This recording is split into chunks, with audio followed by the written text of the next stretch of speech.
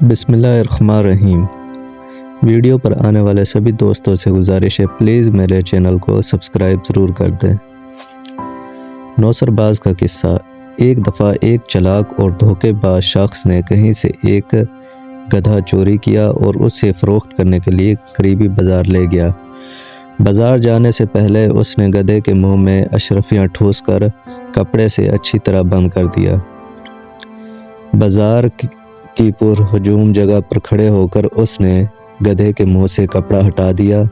جیسے ہی کپڑا ہٹا، گدھے کے منہ سے اشرفیاں نکل کر زمین پر گرنے لگی۔ لوگ متوجہ ہو گئے اور حیران ہو کر پوچھنے لگے کہ گدھے کے منہ سے سکے، وہ بھی سونے کے، یہ کیا ماجرا ہے؟ دھوکے باز کہنے لگا، بھائیو، یہ ایک عجیب و غریب گدھا ہے اور میں اس سے بہت تنگ آ چکا ہوں۔ میں جب بھی پریشان یا اداس ہوتا ہوں تو دن میں ایک بار اس کے منہ سے سونے کی اشرفیاں گرنے لگتی ہیں۔ اب تو میرے گھر میں اشرفیاں رکھنے کی جگہ بھی نہیں بچی، اس لیے میں چاہتا ہوں کہ اسے کوئی ضرورت مند اور جانوروں سے پیار کرنے والا تاجر خرید لے۔ لوگوں نے اشرفیاں گرتی ہوئی اپنی آنکھوں سے دیکھ لی تھی اور باقی کا قصہ سن کر ہر کسی کی خواہش یہی تھی کہ یہ گدھا جتنے میں بھی مل جائے سستا ہے۔ ایک دوسرے سے بڑھ چڑھ کر بولیاں لگاتے ہوئے آخرکار ایک بڑے تاجر نے ایک بڑی رقم میں اسے خرید لیا۔ فروخت کرنے والے نے رقم اور زمین پر گرے ہوئے سکے سمیٹے اور گھر چلا گیا۔ جس تاجر نے گدھا خریدا تھا وہ فخر سے گردن اکڑائے ہوئے چل رہا تھا اور اہل قریہ اس کے پیچھے پیچھے چلتے ہوئے اس کے گھر تک پہنچ گئے۔ سارے لوگ مل کر اداس اور پریشان شکلیں بنا کر گدھے کے ارد گرد بیٹھ گئے۔ لوگ گھنٹوں بیٹھ کر انتظار کرتے رہے اور بالآخر وہ سچ مچ پریشان ہو گئے۔ اس دوران گدھا جو کب سے بھوکا تھا اس نے خوب چارہ کھایا مگر ایک سکہ تک نہ گرایا۔ آخر وہاں سے کسی دانا کا گزر ہوا۔ اس نے بتایا کہ تمہارے ساتھ دھوکا ہو چکا ہے، اس سے پہلے کہ فروخت کرنے والا بھاگ جائے فوراً اس دھوکے باز کو پکڑو۔ وہ تاجر اور اہل علاقہ اکٹھے ہو کر جب اس دھوکے باز کے گھر کے باہر پہنچے اور دروازہ کھٹکھٹایا تو اس کے متعلق استفسار کیا تو اندر سے اس دھوکے باز کی بیوی نے کہا کہ وہ تو کہیں کام سے دوسرے گاؤں گئے ہوئے ہیں، آپ باہر ہی انتظار کریں، میں اپنا پالتو کتا بھیجتی ہوں، یہ جا کر انہیں آپ کے متعلق بتائے گا اور انہیں ہر صورت ساتھ بھی لے کر آئے گا۔ لوگ دلچسپی سے دیکھنے اور سوچنے لگے کہ یہ کیسے ہو سکتا ہے کہ کتا اپنے مالک کو گھر لائے۔ دراصل اس چالاک شخص نے جب دیکھا کہ تمام لوگ اس کے گھر کے باہر جمع ہیں تو اس نے اپنی بیوی کو کتے والی پٹی پڑھائی، گھر میں پہلے سے بندھے ہوئے کتے کو آزاد کیا اور خود گھر کے ہی پچھلی سمت سے چپکے سے نکل گیا۔ دور جا کر اس نے کتے کو پکڑ لیا اور اس کے ساتھ واپس گھر کی طرف چل دیا۔ تھوڑی دیر گزری تو لوگوں کو اپنی آنکھوں پر یقین نہیں آ رہا تھا کہ وہی شخص جس نے گدھا فروخت کیا تھا اس کتے کے پیچھے پیچھے چلتا ہوا آ رہا ہے۔ اب سارے لوگ یہ بات بھول کر وہاں کیوں آئے ہیں، کتے کے متعلق پوچھنے لگے کہ یہ تو بڑے کام کا ہے، بتاؤ یہ کتنے کا ہے، اسے تو ہر صورت خریدنا ہوگا۔ اس دھوکے باز اور چالاک شخص نے پہلے تو انکار کیا لیکن بعد میں اچھے دام ملنے پر وہ کتا اسی ہجوم میں سے ایک دوسرے تاجر کو فروخت کر دیا۔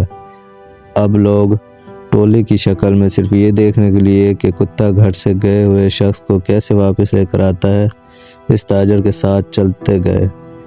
تاجر نے گھر جا کر غلام کو کہا کہ تم ساتھ والے گاؤں جاؤ تاکہ کتا تمہیں ڈھونڈ کر واپس لے آئے۔ غلام جیسے ہی دوسرے گاؤں پہنچا وہاں سے بھاگ نکلا اور کتا بھی کہیں دور چلا گیا جو واپس نہ آیا۔ جب غلام اور کتا دونوں واپس نہ آئے تو لوگوں کو پتہ چل گیا کہ یہ ایک بار پھر ہمارے ساتھ دھوکا ہو گیا ہے۔ وہ دوبارہ اکٹھے ہو کر جب اس دھوکے باز کے گھر گئے تو وہ ایک بار پھر گھر کے پیچھے خفیہ دروازے سے بھاگ نکلا اور اس کی بیوی کہنے لگی وہ ساتھ والے گاؤں کسی کام سے گئے ہوئے ہیں لیکن لوگوں نے کہا کہ آج ہم اس کا گھر کے اندر بیٹھ کر انتظار کریں گے، اور یوں دونوں تاجروں سمیت ارد گرد کے تمام لوگ اس کے گھر میں بیٹھ گئے۔ کافی دیر جب گزر گئی تو وہیں دھوکے باز گھر میں داخل ہوا اور وہاں بیٹھے ہوئے لوگوں کو دیکھ کر چاپلوسی سے کام لیتے ہوئے ان کے سامنے جھک جھک کر آداب بجا لانے لگا اور بیوی سے پوچھنے لگا کہ میرے خاص مہمانوں کی تکریم میں تم نے کیا کیا؟ ان مہمانوں کو کچھ کھانے پینے کو دیا یا بھوکا ہی بٹھایا ہوا ہے؟ وہ لوگ دل ہی دل میں شرمندہ ہونے لگے کہ ہم جیسے دھوکے باز سمجھ رہے ہیں، وہ تو بڑا سخی اور مہمان نواز بندہ ہے۔ اس کی بیوی نے انکار میں سر ہلاتے ہوئے کہا کہ ان فضول اور فالتو لوگوں کو کون اپنا مہمان بناتا ہے؟ میں نے تو انہیں پانی تک نہیں پوچھا۔ یہ سن کر وہ شخص غصے میں پاگل ہو گیا اور جیب سے ایک خنجر نکال کر بیوی کے پیٹ میں گھونپ دیا۔ فوراً لہو باہر نکلا اور اس کی بیوی لہرا کر نیچے فرش پہ گر پڑی۔ وہاں بیٹھے ہوئے لوگ اسے برا بھلا کہنے لگے کہ ہمارے پیسوں کو تو رہنے دو، لیکن ہمارے لیے اپنی بیوی کو قتل کرنا کہاں کی دانش مندی ہے؟ وہ چلاک اور دھوکے باز کہنے لگا، آپ لوگ فکر نہ کرو، یہ ہمارا روزانہ کا کام ہے۔ میں اسے غصے میں آ کر قتل کر دیتا ہوں تو دوبارہ اسے سینگ سے زندہ بھی کر دیتا ہوں۔ یہ کہتے ہوئے اس نے دیوار پر ٹنگے ہوئے کسی جانور کے بڑے سے سینگ کی طرف اشارہ کیا۔ پھر وہ سینگ اتارا اور مری ہوئی بیوی کے پاس بیٹھ کر سینگ کو منہ میں دبا کر سپیرو کی طرح جھوم جھوم کر پھونک مار کر بجانے لگا۔ سب کے سامنے خنجر کے وار سے ہلاک ہو چکی تھی، اپنے زخم پر ہاتھ رکھے ہوئے اٹھ کھڑی ہوئی۔ تمام لوگ حیرت زدہ رہ گئے اور ایک بار پھر وہ سب یہ بات بھول کر کہ یہاں کیوں آئے ہیں، اس سینگ کو خریدنے کے در پہ ہو گئے۔ دھوکے باز نے بولی بڑھانے کی خاطر کہنا شروع کر دیا کہ یہ طلسماتی سینگ پوری دنیا میں سے ایک ہی ہے جو صرف میرے پاس ہے اور میں اسے کسی بھی قیمت پر فروخت نہیں کروں گا۔ کرتے کرتے ایک بڑے تاجر نے سب سے زیادہ رقم ادا کر کے وہ سینگ خرید لیا اور سینگ خرید کر وہ لوگ اپنے اپنے گھروں کو چلے گئے۔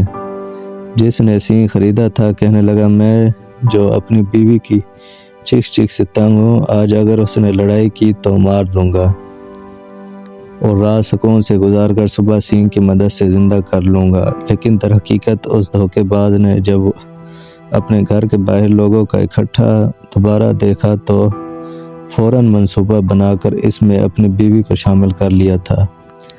لال رنگ کو ایک تھیلی میں ڈال کر بیوی کے کپڑوں میں چھپا دیا، پھر ایک خنجر لیا جس کے دستے میں خفیہ خانہ اور ایک بٹن تھا جس کے دبانے سے خنجر کا پھل اپنے دستے میں غائب ہو جاتا تھا، اور ایک پرانا بیکار سینگ لے کر دیوار پر ٹانگ دیا اور خود گھر کے خفیہ راستے سے نکل کر تھوڑی دیر روپوش رہ کر واپس آ گیا اور پھر بیوی کو زندہ کرنے کا ڈرامہ رچا کر بیکار سینگ فروخت کر دیا تھا۔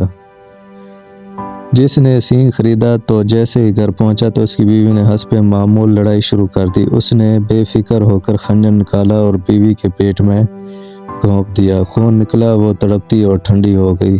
اس نے اٹھا کے کمرے میں لٹا دیا اور پوری رات ایسے ہی رہنے دیا۔ صبح اٹھ کر اس نے سینگ کو مختلف طریقوں سے بجایا مگر وہ تو مردہ ہو چکی تھی۔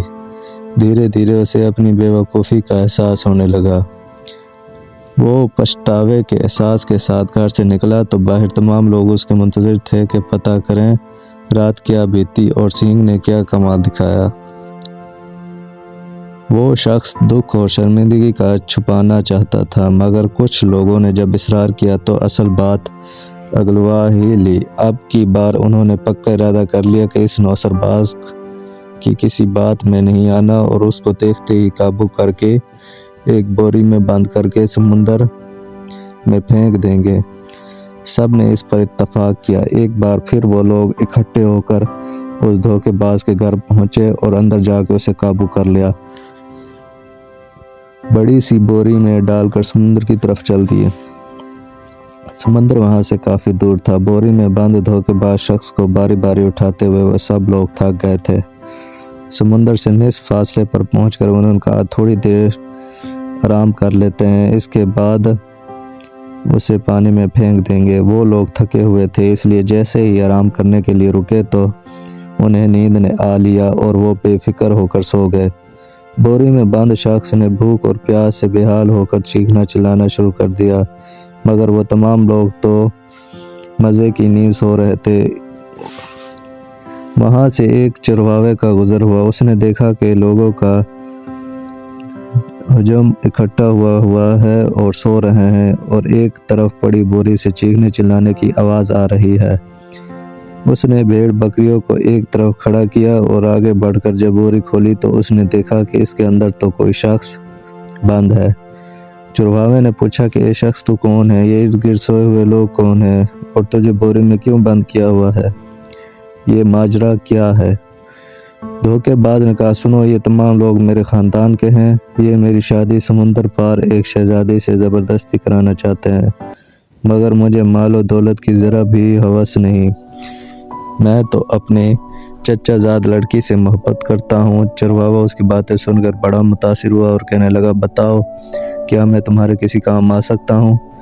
دھوکے باز کہنے لگا، ہاں، کیوں نہیں، تم میری جگہ اس بوری میں آ جاؤ اور جب شہزادی کے سامنے بند بوری کھلے گی تو پھر اس کا تم سے شادی کرنے کے سوا کوئی چارہ نہیں ہوگا۔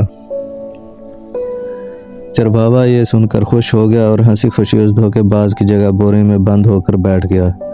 دھوکے باز نے وہاں سے چرواہے کی بھیڑ بکریوں کو ساتھ لیا اور واپس اپنے گھر آ گیا۔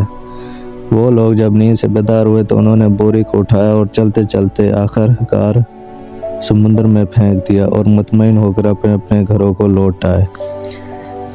اگلے دن انہوں نے دیکھا کہ دھوکے باز شخص کے گھر کے باہر 300-400 کی تعداد میں بھیڑ بکریاں بندھی ہوئی ہیں۔ وہ بڑے حیران ہو کر جب وہاں گئے تو دیکھا کہ جس کو سمندر میں پھینک کر آئے تھے وہ تو گھر میں بیٹھا اپنی بیوی سے گپیں لڑا رہا ہے۔ انہوں نے تعجب سے پوچھا کہ ہم نے تو تمہیں کل سمندر میں پھینکا تھا اور تم صحیح سلامت اپنے گھر میں ہو اور باہر بھیڑ بکریوں کا ریوڑ بھی ہے۔ وہ دھوکے باز شخص کہنے لگا، جب تم لوگوں نے مجھے سمندر میں پھینکا تو وہاں سے ایک جل پری نمودار ہوئی اور وہ مجھے اپنے ساتھ زیر سمندر بنے گھر میں لے گئی۔ وہاں ہیرے جواہرات اور موتیوں سے بنے ہوئے بے شمار محل اور ہزاروں کی تعداد میں مال مویشی تھے۔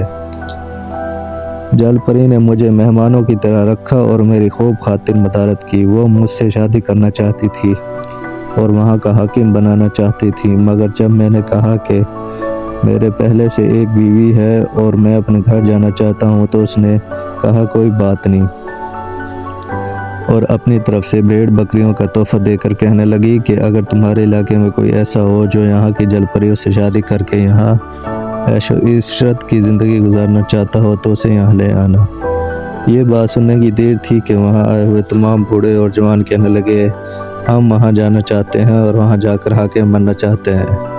اس دھوکے باز شخص نے کہا کہ تم تو صرف چند افراد ہو، اگر اس قصبے کے تمام لوگ بھی وہاں چلے جائیں تو پھر بھی کم ہے۔ انہوں نے کہا کہ ہم قصبے کے ہر شخص کو اپنے ساتھ جانے کے لیے راضی کر لیں گے۔ دھوکے باز نے کہا ٹھیک ہے، کل صبح کے وقت سمندر کے کنارے ہر شخص اپنے لیے ایک بوری ایک رسی لے کر پہنچ جائے اور وہاں پہنچ کر ہر شخص ایک دوسرے کو بوری میں بند کرنے میں مدد کرے گا۔ اگلے روز صبح کے وقت دھوکے باز شخص نے سب کو بوری میں بند کیا اور اپنی بیوی کی مدد سے تمام بوری کو سمندر میں پھینک دیا۔ اس کے بعد وہ بے وقوفوں کے قصبے کا تنہا مالک بن گیا۔